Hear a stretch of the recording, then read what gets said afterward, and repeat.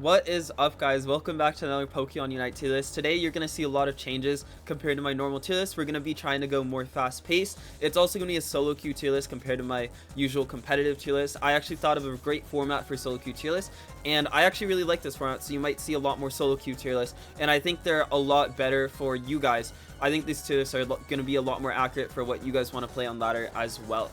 And so there was a patch recently. Let's get into it. It was called Full Force Patch Burst 2. We'll just talk about this a little before we hop straight into the tier list.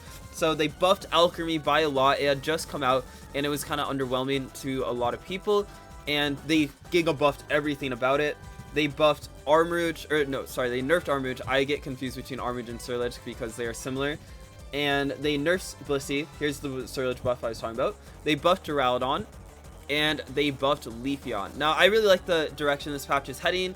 A decently small patch. They buffed and nerfed a lot of things they needed to. The only thing I kind of disagree with is this Leafeon buff, but they didn't really buff it much, so it's okay. I like the direction they're heading in with patches. So this is unite-gb.com. As you can see, they give very specific numbers here. So you click on any Pokemon, and it'll give you specific numbers, stats, everything, even builds. So I highly recommend you check out the site. Pro players use it all the time. I'll be using it today to make the tier list more engaging, and I can highlight specific moves that I want you guys to pick and talk about while going through the site. I think it'll make the tier list a lot more engaging. So that's one change we'll be using. We'll also be utilizing Unite API. So I want to explain something about Unite API real quick. What this site has is it has this meta tab that I'm on, and it shows the win rates of every Pokemon. Now, this is not the entire solo queue ladder. This is the top 10,000 players solo queue. Now, the game lets us track the top 10,000 pretty easily, so a lot of these sites utilize that data, and it's actually very helpful data. So you can see Alchemy is #1 here in the solo queue win rate, and you can even click on it to see the highest win rate move, which is Decorate Dazzling Gleam at 57% rate. Now, this is an insanely high win rate. When you have such a high sample size of 10,000, anything above 50% is going to be a pretty good win rate. So keep that in mind as we go, and let's hop into the tier list sorry, I had a stroke. Let's hop into the tier list real quick. I'm gonna give you guys just a screenshot of the tier list before I hop into it, so anyone who wants to save the tier list can. But yeah, let's explain the tiers here now before we hop right into the specific Pokemon. The God tier at the top. So what this tier is any Pokemon that has just kind of surpassed the rest of the Pokemon, in my opinion, and is just the best Pokemon in the game and is not even comparable to the other Pokemon. S tier is just going to be very good, solid choices in solo queue. Now, broken with combos is going to be, they're not necessarily S tier, and especially on their own, they might even be pretty bad on their own, but with very specific combos in the game that I will explain in the video, they can be broken. So the most infamous combo is Zorwart Comfey. Both of these Pokemon on their own are kind of underwhelming in solo queue. In fact, Comfey is actually the lowest win rate in the entire game at 46% in solo queue right now. So very underwhelming in solo queue. But I believe that when you pair them together, a Zoroark and a Comfey together, that is the combo we use to win worlds, they are extremely broken. And so I'll explain all these combos, but that's what that tier is. And I think they can even reach S tier when you pair them together. Now A tier, just very solid mons in solo queue. You'll win a lot of games with these mons. And the rest of these tiers, B and C tier, the reason there's no F tier is I believe every Pokemon is playable in solo queue. So if you love any Pokemon in the game, I believe they're playable. I would suggest not playing a lot of these C tier mons in solo queue. I think you'll struggle, but I believe every mon's playable. And you can see this B tier is very big because all these mons do different things. And let me explain how I rank these mons in solo queue. So there are 3 factors. There's going to be #1, how good are you at securing? Getting those last hit on objectives is going to be so important in solo queue because you can't really rely on coordinated team play. You want to be able to kind of smite that Rayquaza at 30% HP on your own to secure the game win. You know, you're going to want to secure those Reggies, those huge buffs for your team. That's going to make the mid game feel a lot easier. So that is category #1. Category #2 is how good are you at team fighting? Team fighting is going to be really important. That's going to be how you're going to get experience. If you kill the whole enemy team, you will also be able to win the game. So that is #2. I think that category is very important too. And number 3 is the X factor. So a lot of Pokemon have unique traits, unique ways they play the game. So for example, Sableye does not have a good secure, is not good at team fighting, but it is a very unique Pokemon, has that unique passive, is really good at scoring, doing a bunch of things. That's the X factor that I'm talking about, and that category is also very important. So generally, Pokemon that are good at all 3 of these categories are going to be high up in the tier list, and you see that with Blaziken. I think Blaziken is great at securing, great at team fighting. Its X factor is that it doesn't need a Unite move, so a lot of Pokemon are kind of have that power spike when they hit their Unite move, and they can use those Unite move in those fights. Blaziken is good at any moment in the game, and is especially strong when other Pokemon don't have Unite move, because it doesn't have that long Unite move timer. It can swap forms, so it's really good in just fighting throughout the whole game. That's its X factor right there. So it's really good in all 3 categories. That's why you see it at the very top of S tier. Now, Alchemy is above Blaziken because sometimes Pokemon will be so good in one specific category that it elevates them to a higher tier, even though they might not be good in those other 2 categories. And what I call this is overtuned. They're a little overtuned, and that makes them good in solo queue still. So Alchemy, I think, in its X factor of its kit and how it can support the team so well and make the team hard win through its just kit, makes it elevate above. And you can see that this is not just me talking. You see this in the literal win rates of the top 10,000 players. 57% win rate is insane. And yes, I do suggest running the Decorate and Dazzling Gleam move. What this does is Dazzling Gleam will stun Pokemon and do a lot of damage. Decorate gives you 2 Dazzling Gleams from the Pokemon you use it on, and it just gives a bunch of buffs. You'll get like resets off hitting Pokemon. It's extremely broken. Not to mention Alchemy's Unite move is now very broken as well. So Alchemy, I feel like, is undebatably the best Pokemon in the game for me. Even if I made a competitive tier list, it would stay the same. So let's hop into the rest of the tier list now. Now, I already kind of explained Blaziken. It's just so strong because it has that Unite move that is just, you'll get it like every 5 seconds. And you get like those boosts every couple seconds. It's insanely broken, especially when other Pokemon don't have its Unite. It has such a good secure on that Overheat. Overheat's gonna be the best secure. And actually, when you just swap forms, a lot of people do this wrong. So let me just give a tip real quick. You get an attack stat 30% increase for 4 seconds. So you want to save your swap and actually swap and then use that Overheat to secure. And you'll get a 30% increase on your secure. A lot of people do that wrong. So just wanted to give a quick tip there. Now let's talk about Dodrio, because Dodrio doesn't necessarily have the best secure, especially compared to Blaziken. And what I suggest you run on Dodrio, and the reason I have it so high up, is this Tri Attack and Jump Kick moveset. Now what Jump Kick does is it stuns enemies a lot, especially once you get level 13. It gets that extended stun, and you can actually perma-stun enemies, which is a really broken thing to be able to do on a Pokemon. And so it's really good in team fights because of that. I think Tri-Attack Jump Kick is actually very good at team fighting. Now, your best secure is going to be your boosted auto. So Tri-Attack, when you use it, actually increases your auto attack damage. Yeah, after this move is used, Dodrio's next base attack deals additional damage. That's going to be your best secure. On top of the Tri-Attack burn, so you kind of use your Tri-Attack 3 things, and then auto, that's going to be your best secure. It's not the best secure, so it is lacking in that, but where I think Dodrio makes up for that is its X factor. So it's such a speedy Pokemon through its passive. It can speed, it can score really fast, so being able to run away and score, literally the passive's name is run away, and score so much, that is such a strong X factor. I think stronger than Blaziken's X factor, and that's why you see it rated so highly up here. I think the best Dodrios in the world can win almost every solo queue game if played right. Now Suicune is a different story. Suicune's kind of similar to Alchemy. Let me clarify that I think Suicune is very strong when you're playing it with that EXP share. I don't think you should play it carry. So running that EXP share is very important in my opinion. Run it as kind of a support. Now Blaziken does, or not Blaziken, sorry, Suicune doesn't have the best secure, but it has insane team fighting, and its X factor is that it stuns for so long. So when you use that Unite move, it stuns Pokemon for 2 seconds, and this is like an insta stun. It's impossible to react to when a Suicune Unite moves, and that's what I think its X factor is. And it's so strong, and it helps with the secures, because hey, you just stun the whole enemy team from securing, and you stun them for so long. All its moves stun, and I just think it's so insanely strong from that X factor there. So now The next one is Armuge. Armuge did receive a bit of a nerf, as you guys saw in the patch here, but it is actually not the biggest nerf. So let me find it. All they did was nerf the Psyshock damage, and that was it. And Psyshock was just one of the moves you'll run, but I do think you should still run Psyshock.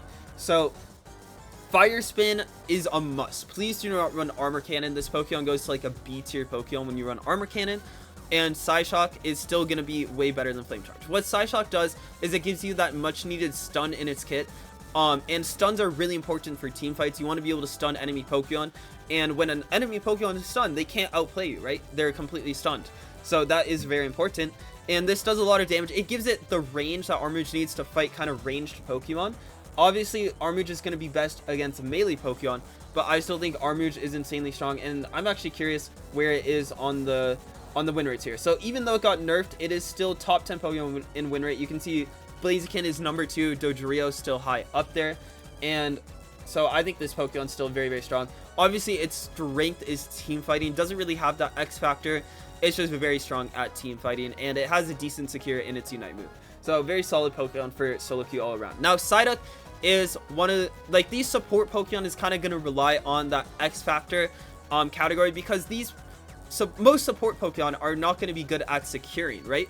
But what Psyduck's X factor is it actually, its X factor is that it makes your team good at securing. So that Unite move on Psyduck makes the entire enemy team do less damage. So when they get hit, it decreases the damage dealt by 25%. Now, I did say in a previous video, it decreased by 33%. That was misinformation. I want to clarify it's 25% here. I won't always have the exact numbers in my head all the time.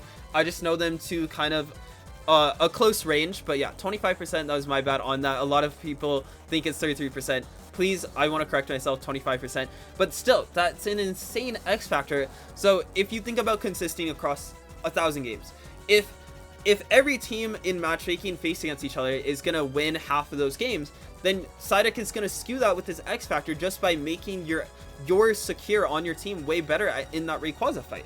And obviously, Psyduck as a Pokemon is very good in that team fight. Not only does the Unite move decrease the damage dealt, so that's going to be helpful in the team fight, but Surf also decreases damage dealt once you get level 11. So very strong in those team fights late game. It has a lot of stuns in its kit. Now, what I recommend running is Psychic. Please do not run Disable. We lost ACL because I misclicked Disable. Please do not make the same mistake as me. Psychic is way stronger. And now Bubble Beam is actually slightly better in solo queue, but I think Surf is just the best move all around, and especially in competitive, it is way better. There's actually many games you still want to run Surf in solo queue, but I think you can run Bubble Beam in solo queue if you want. It does a lot of damage. Now Clefable. So this is going to be kind of an interesting opinion, because you can see here Clefable is not very high up on the win rates in the ladder. I think I might have skipped it, but it's not that high up. Okay, it's still decently high, but not maybe in like the top 10. So you're wondering, why do I have it rated so high? Well, if you watched my video, my last year's video, I was talking about the NEIC in Pokemon Japan Championship meta, and I believe NA and Japan are the 2 best regions in the world right now, so you can learn a lot from them. And an interesting fact is Clefable was the most banned Pokemon in Japan, and Clefable did not receive any changes on the patch. So I think Clefable is still insanely strong, and its X factor is that it can heal so much. It heals so much. You want to run that special attack specs on the build. Let me see if Unite DB actually has the proper build you want to run. Now, I don't suggest running every Unite DB build, but yeah, this is probably the build you want to run most games. I actually run Wise Glasses over Buddy Barrier in solo queue, but this is a decent build as well. And Clefable just has such insanely high scalings. What you want to run is Moonlight. Please do not run Draining Kiss. I guess Draining Kiss is okay in solo queue, but I wouldn't recommend it because you're kind of just griefing your team, even if you do really well on it as a solo player. And you want to run Follow Me. I think Gravity's kind of a really bad move right now. Yes, it does counter certain Pokemon, but even if you counter Pokemon, I think Follow Me is better. Just because it also scales with your special attack. So once you get all 6 special attack moves in, or scores in, because you need to score to stack that special attack specs, you're going to do an insane amount of healing, and you're going to be super tanky with that Follow Me.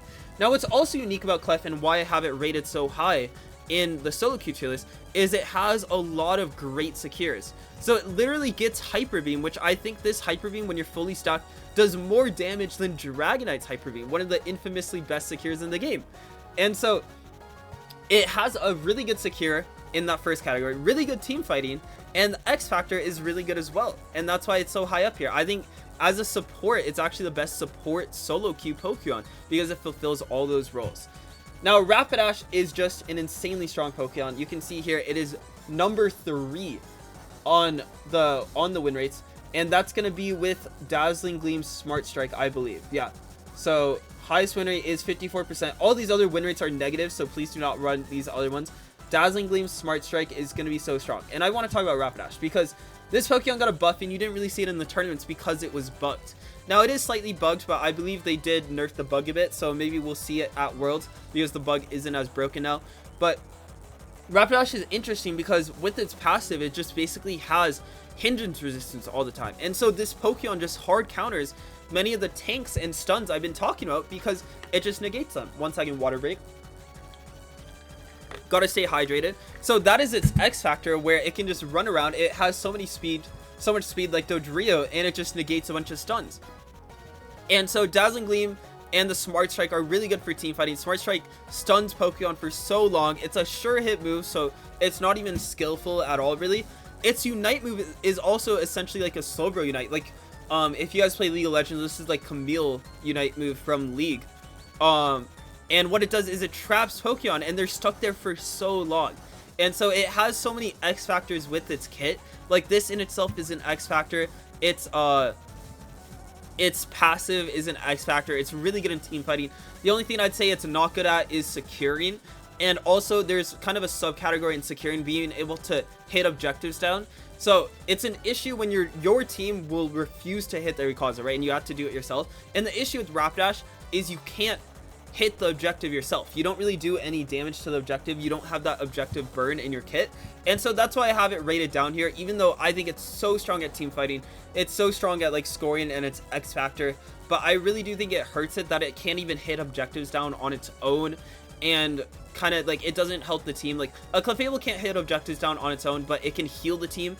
So the team has a lot better chances of hitting that objective eventually. You know, so that's my main gripe with the Rapidash and why it's down here, but I think it's insanely strong, and you see it in the win rates. Top 3 in the game right now in the win rates, so very, very strong. Now, next in the S tier is Garchomp. So I feel like Garchomp has been around for a while. There's a lot of Garchomp lovers. This doesn't need much explaining, but basically I want to explain Garchomp's X Factor because a lot of Garchomp mains get this wrong, and I want to explain what you want to do in solo queue. The strongest X Factor to Garchomp is it can flip the Rayquaza no matter what. So this Unite move gives you 30% reduced damage while you're using it. So basically you just combo on the Ray, you start auto-attacking it. If the enemy team tries to fight you, you just start uniting around, you do reduce damage, you're going to get the Ray flip off no matter what. And that's so strong because if you flip the Ray, now you've reduced the game to kind of 50-50 odds. Every game you're reducing the game to 50-50 odds. That is an insanely strong X Factor. And yes, it doesn't have the best secure, but you know, if you just have a good secure on your team and you can guaranteed flip the Ray, no matter how hard you were losing in the game state, think about across 1,000 games. You reduce across 1,000 games, you reduce the chance to win every game to 50-50 when there should be games when you're behind and you shouldn't win. So you're actually increasing your win rate so much through that X Factor. And yes, I need a haircut. I'm actually getting a haircut tomorrow. My hair is starting to stick up randomly. Sorry if that's bothering you, but yeah. So that's what I think is strong about Garchomp. It has insanely good team fight with that Unite move as well. And the only thing it's lacking in is the secure. And Serena's going to be in a similar boat to Garchomp. And it doesn't have that strong X Factor where it can flip the Rayquaza no matter what. But where I think Serena's strength here, and I'm going to turn off my face cam as we're getting to the edge of the tier list here, is it's insanely strong at team fighting. Its team fight is so strong. It's the strongest team fighter in the game. And what I recommend running on Serena is running that triple axle with Trop Kick. And what Trop Kick does is it decreases Pokemon's attack. So a similar X Factor to Psyduck, but not to the same extent. And I will say, I think Stomp is playable as well. But most games you want to go that triple axle Trop Kick. What Stomp does is it gives you a slightly better secure, not the best secure still, in trade for the team fighting.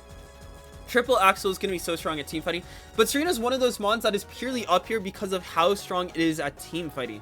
I think that's its biggest category by far. It's not even good in the other two categories, so you should just lean into that by playing triple axle. It's in a similar boat to alchemy, where it's so strong, so high up because of one category, and that category is team fighting first arena. Now Inteleon. Now Inteleon's an interesting one because I actually hate playing Inteleon in solo queue. You can get targeted down easily because you're such a squishy mon. But what's strong about Inteleon is its X factor is Felsooner. This is the best buffer move in the game, best running away move. Basically, if you hit this on a wall, you get a reset, so you can dash around the map really fast. It lets it roam around the map like a speedster. You can go around the map so fast, but it also helps it run away in team fights. However, you need to make sure not to get caught, and I feel like a lot of casuals struggle with that at a high level. But for pro players, this is very strong in solo queue. You can kind of just run away the whole game. And its Unite move is very strong for, you know, kind of hitting down the Ray for team fights. It's a very strong team fight Unite, and what I recommend going is Snipe Shot. Liquidation is not bad, but I think Snipe Shot is the best. It gives you a pretty good secure. Now, this secure can be blocked, but a lot of people in solo queue do not know how to block it. So it's actually a very good secure in solo queue, and this is where the X factor comes in as well. Not only do you have good secure and good team fighting, but yeah, the team fighting is kind of the X factor as well, and I want to explain it. There's a thing called, like, there's team fighting where it's just an all-out brawl like Serena, and there's also poke comps. So what Intel does is it snipes you from off the screen, and that is a form of team fighting, because if the team fight starts and the whole enemy team is like 1 HP below half health, you're gonna win that team fight. And that is Intel's X factor, is you can win the team fight for your team by yourself by hitting a bunch of snipes before the Rayquaza. And if you get lucky, you know, I do think there's a factor of luck to this, but it's Intel's so insanely strong at this X factor of getting lucky and, you know, accidentally winning games by hitting the whole enemy team down, because these snipe shots do so much damage that's why I have it rated so high up here. But the issue with Intel is I think it can get really hard targeted. Like a Rapidash can just go and Unite move the Intel, and the Intel's just dead, right? Same with Dodrio, can just Unite move that Intel. Even a Suicune can like flash ult in Intel and it's dead. And so it's very volatile, and that's why it's down here in the S tier, but I think its X factor is so strong, and that is its strength. Now Snorlax, I just want to talk about the reason Snorlax is here. You will see Snorlax actually does not have the best win rate. It is still in like the top half majority of win rates, but Snorlax was actually the most picked Pokemon in all regions for tournaments. And the reason for that, sorry, water break again. The reason for that is Snorlax is the best tank by far. It's kind of the jack of all trades for tanks. What you want in your tank is kind of just what Snorlax does. It does everything. It stuns, it lives for a long time, it's super tanky, it has a great early game, actually one of the best secures out of all the tanks, and so it literally does everything. It is so strong. And while when you look at tanks, they don't really do much in the 3 categories I talked about. They are decent at team fighting, but in secures they're not really good. In the X factor, I would actually like to classify this as an X factor, what I'm about to explain. Now, think about your ideal team comp. You want that all-rounder top lane, you want that support top lane with it, you want maybe like a speedster jungler, and then you want the defender and attacker bot lane. So defenders are crucial to the team comp. I actually think defenders are more crucial to have in your game than supports. Now, the only argument for that is Clefable, because that's a pretty tanky support that can kind of frontline as well. But I think in general, you just kind of want that tanky frontline in your games. In every solo queue game, you want at least one tank. And so that's why Snorlax is in S tier, because that's the X factor. You need a tank in your games. You still want that frontline. A frontline is essential. Every comp, you kind of want that tank. And that's why you'll see these tanks are high up, even though they kind of don't fall into that category of necessarily any of those 3 solo queue things. That's the X factor. You still need a tank on your team, and Snorlax is just the best tank by far, so I think it deserves S tier. Even though it doesn't have the highest win rate, that's because like you need a Snorlax every game, and you still want that Snorlax on your team every game. It's just people are playing it so much, and I feel like it's gonna win lose, but you still see it has that positive win rate anyways. So let's dive into this combo tier. So I think these combos are gonna be hard. I think Zoro Comfy is actually the easiest combo on this list. I think a lot of these combos I've listed here are hard, so it's more for experienced duo players, I'd say. But my hope is eventually, you know, in a couple years in solo queue, people will be able to pull off these combos. And so at an ideal world where you're playing with good players in solo queue, these combos would be broken enough to land these Pokemon in S tier. And I know that's idealistic, but I do think it's important to classify these combos because you will randomly lose games to these Pokemon. And, you know, if I rate these Pokemon without these combos, I'd maybe put them in B tier. You'd be like, wait, why do these Pokemon feel so strong? They feel like the best Pokemon in the game. And it's because of these certain pairings. So let's hop into it, and I'm just going to explain all these pairings real quick. So, Zoro Comfy, I feel like, does not need much to be mentioned. We won Worlds twice in a row.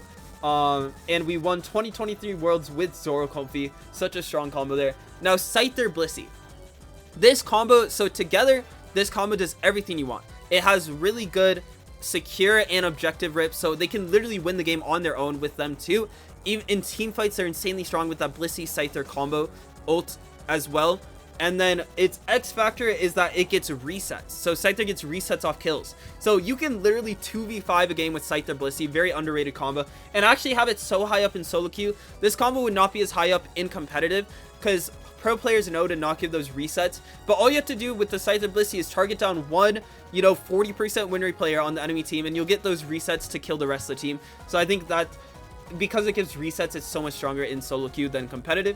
Now, Talonflame Hoopa, this is a more kind of famous pro player combo where you give the trick Phantom Force combo, the Talonflame Brave Birds in, or even flies in, and then it kind of just takes the trick combo out because you can teleport back instantly no matter where you are once the Hoopa gives you that combo correctly. If you don't know what I'm talking about, you can try to watch us in ACL. We did this to beat Zeta Division twice in a row.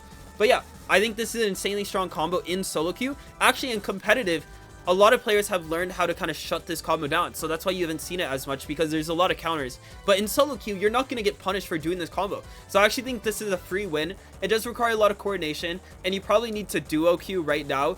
This was a specific combo I was talking about. Like, you probably want to duo queue for this combo to be good. I feel like these other combos you can do in solo queue, and it doesn't require as much coordination. Maybe Scyther Blissey does to an extent, but it'll still feel good. But Talonflame Hoopa, you really need that coordination. And it's something you won't see in solo queue for a while, but I want to put this out there for you guys to try to practice and get down, and maybe we will eventually start to see in solo queue. That is the dream, right? And so Sableye, Absol. Now Sableye is actually a combo with another Pokemon here, Leafeon. So Leafeon is unique because it's actually one of the best Pokemon in competitive by far, but you'll see it's a bottom 10 win rate Pokemon in the win rate on solo queue ladder. And the issue with Leafeon is it gets outscaled. If the Leafeon is level 15 and the other team is level 15, the other team will win guaranteed. It does not do enough damage.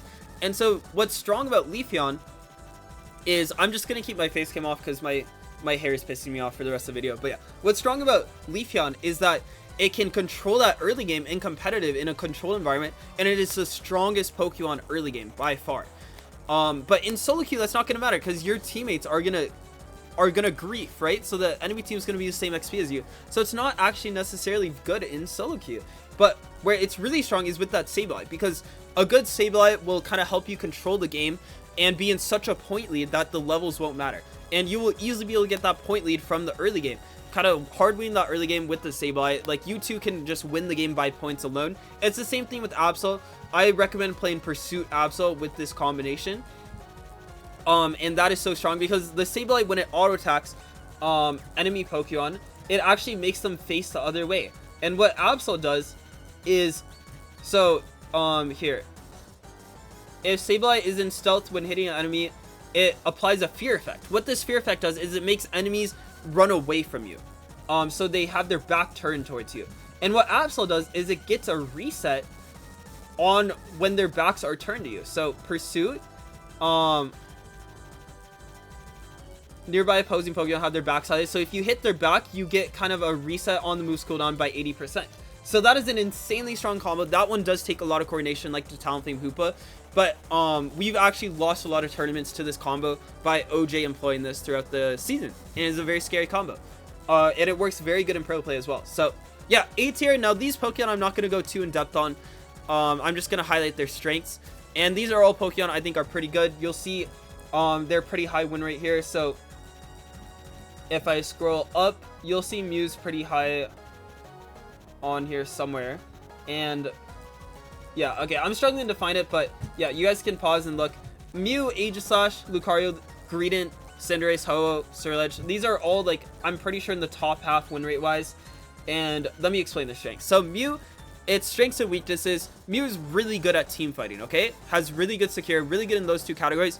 Where I think it lacks is it doesn't have good farming potential on its own. So it's hard to become a high level, which in turn makes it really bad at team fighting at a high level. I actually think the ideal build with Mew in solo queue is playing EXP share. If you're playing EXP share Mew, this is one of the best Pokemon in solo queue.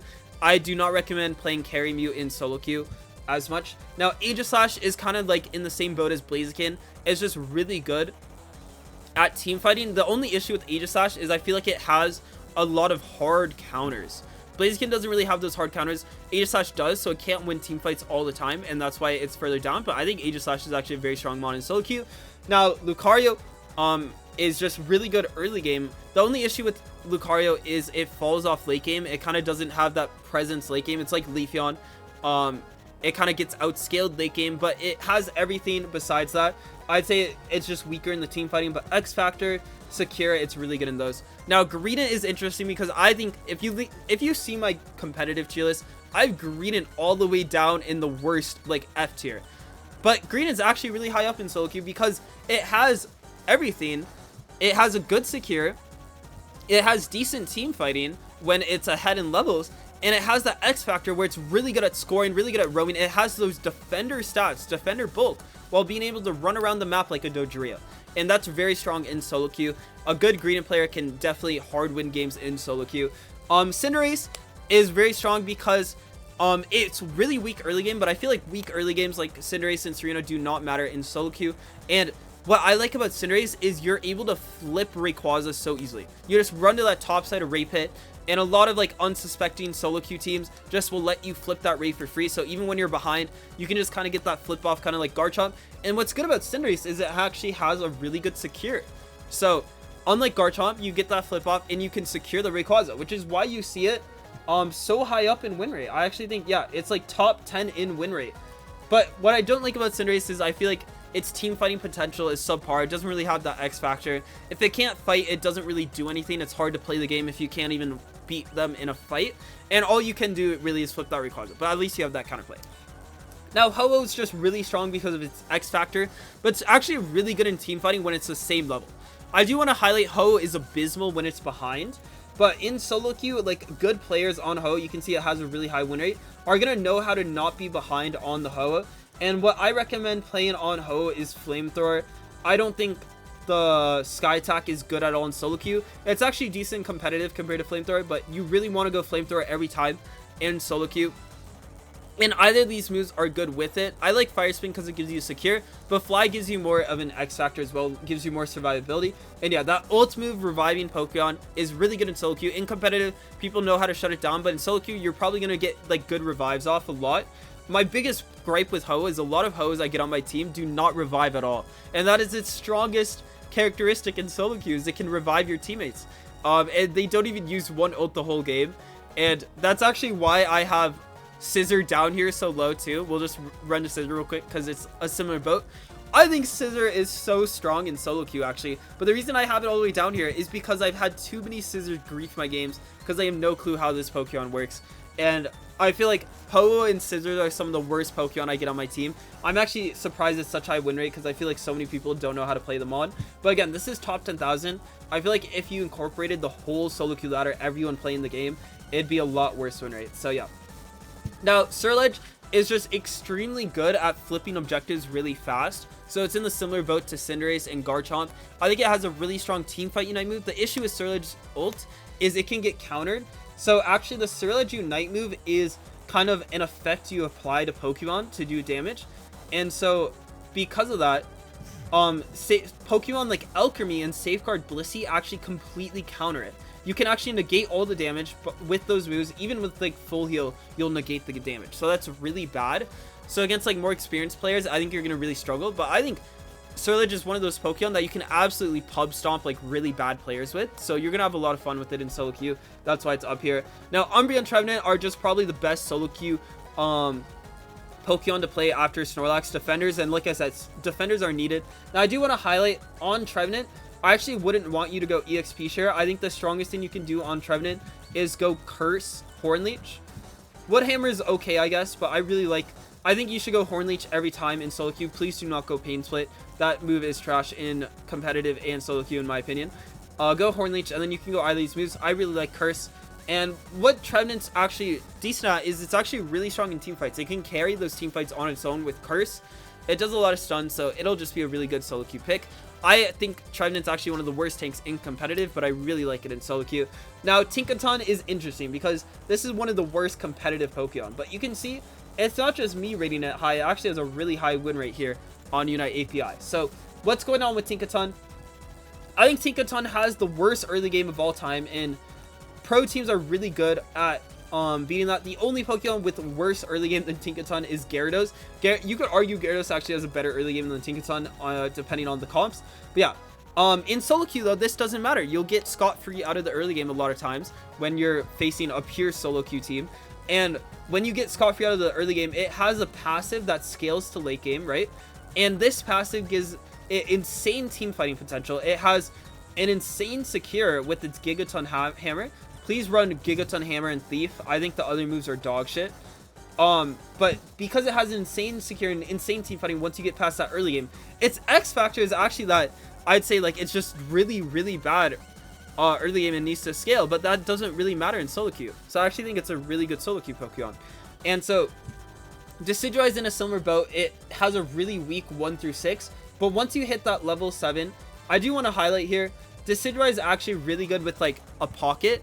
So if you want to run Razor Leaf, please run it with like a Blissey and Alchemy.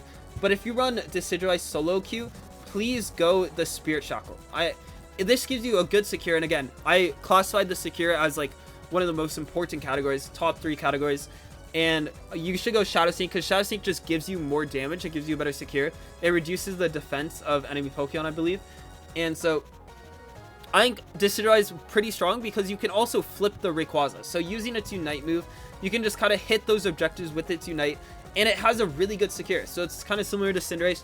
I actually think Cinderace is easier to flip though because Decidueye is a lot easier to kill. It's in that same boat with Inteleon. I actually think Decidueye has the lowest defense stats and health out of any Pokemon in the game, and so it's even worse than Intel in that regard. But because it can flip those objectives so easily, it has a really good secure. That's why you see it in A tier here.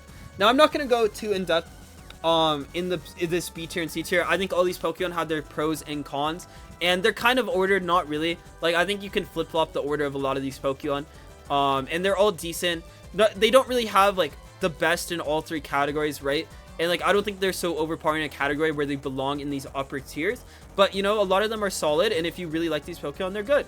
I want to talk about the worst Pokemon though. So Mewtwo X in solo queue, it does have okay team fighting, but I think it's only okay. A lot of people praise Mewtwo X as being a really good team fighter. I actually think like a decent player can just kite out the...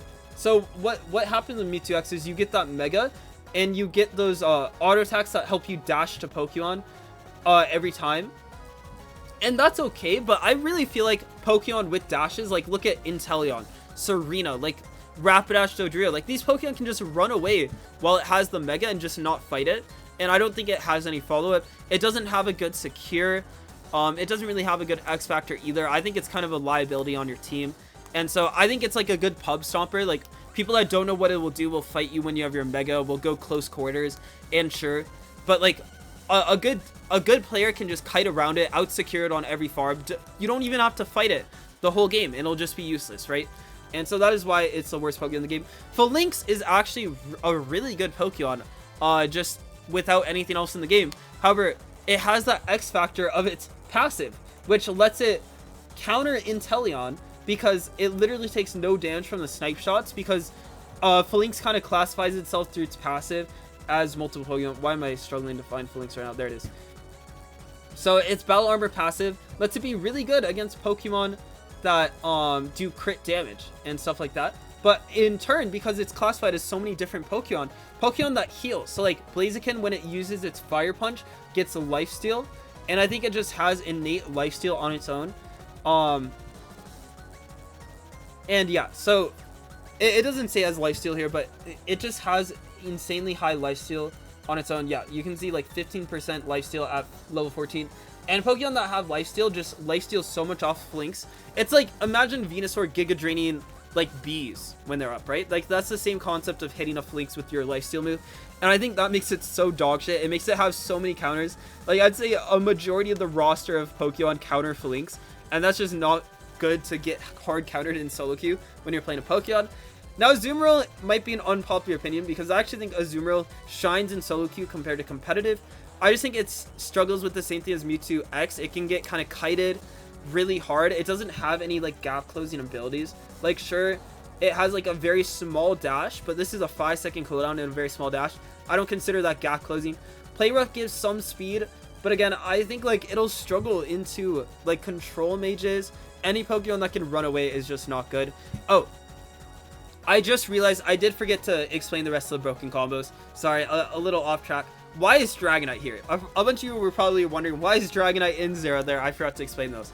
So, Dragonite is really good with Alchemy. Dragonite Alchemy might be the best combo in the game right now. And Dragonite's actually probably like C tier on its own. But I think like it's one of the strongest flip Pokemon in the game. And Alchemy lets you get that flip off guaranteed. I think Alchemy just pairs really, really well with Dragonite, and that's why it's up here. And Zera's really good with that Comfey or Blissey. I think with the Comfey or Blissey pocket, Zera is very scary. You know, you go Sweet Kiss Comfey with that like Spark Discharge or Spark Wild Charge is very, very broken. Or you go Safeguard Blissey with the Volt Switch Discharge, and you can Volt Switch Discharge with that Safeguard on you and be unpunished every time. Those are both very broken combos with Zera, and it's why it's that high up. Yeah, sorry I forgot to explain that for so long. Some of you were probably tilted.